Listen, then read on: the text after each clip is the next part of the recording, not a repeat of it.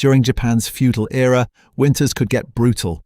In northern Japan, temperatures on cold winter days could drop to around -5 degrees Celsius, sometimes even lower, while heavy snow could bury roads and villages. And if you were a samurai living there, you had a problem. There was no central heating, your house wasn't exactly insulated, and staying inside all winter wasn't always an option. So how did samurai survive freezing winters? Well, first, they wore more clothes. Which sounds obvious, but samurai clothing was actually pretty good at layering. They could add extra robes and padded garments, while heavier outer layers helped trap warm air close to the body. Silk, cotton, and hemp were used depending on the period and what you could afford. And if you were wealthy, congratulations. Staying warm was generally easier when you had money, but Japanese homes weren't exactly designed like giant insulated boxes. Traditional houses relied heavily on wood, paper screens, and sliding doors. Great for ventilation during Japan's hot and humid summers. For winter, well, good luck with that. Instead of heating the entire house, people usually heated themselves and the small area around them. One of the most useful tools was the hibachi, basically a container filled with hot charcoal. You could sit near it and warm yourself without trying to heat an entire building. There were also portable charcoal warmers, and later the kotatsu became increasingly common. Early versions were basically a charcoal heat source underneath a low structure with clothing or blankets helping trap the warmth. So instead of making the whole room warm, you created one tiny warm zone and stayed close to it. Honestly, not a bad strategy. At night, thick bedding and extra clothing helped keep people warm, while heated devices could warm the bedding before sleep. But charcoal came with an obvious downside: fire.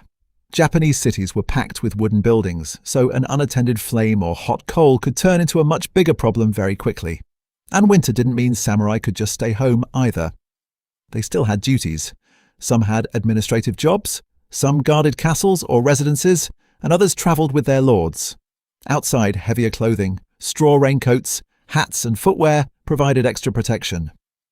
But imagine travelling through deep snow while carrying weapons and equipment. Yeah, suddenly paperwork doesn't sound so bad. Armour made things even more interesting. Samurai armour combined iron or leather plates with cords, fabric, and other materials, leaving room for extra clothing underneath. Padded layers could add insulation, but armour wasn't magically warm.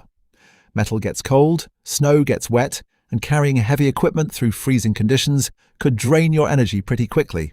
So if there wasn't an actual reason to wear full armour, walking around dressed for battle all winter would have been pretty pointless. Food helped too. Rice remained important, but winter meals could include warm soups, vegetables, fish, pickled foods, and other preserved ingredients. Preservation mattered even more when snow made transportation difficult. Being a samurai could give you an advantage here. Many received stipends or income connected to their status, giving them better access to food and resources than poorer people. But not every samurai was rich. Lower-ranking samurai could struggle financially, and winter meant more fuel, warmer clothing, and other expenses at exactly the time you really didn't want to run out of money. Then there was travel, one winter problem nobody could really solve. Japan's mountains already made moving around difficult, and snow could make roads dangerous or temporarily unusable. For samurai traveling with a daimyo's procession, winter could turn an already long journey into an exhausting one. There was no clever samurai technique for this. Sometimes you just had to wait. So surviving winter wasn't really about some secret warrior skill. Samurai survived the same basic way everyone else did. Layers of clothing, charcoal heat, warm food, thick bedding, shelter, and avoiding unnecessary exposure to the cold. Their status could make some of those things easier, but winter didn't really care how many swords you carried. And that's probably the funny part. A samurai might spend years learning how to use a sword, bow, spear, or gun. But when winter showed up, the most useful thing in the room might have just been a hot bowl of food and a box of burning charcoal.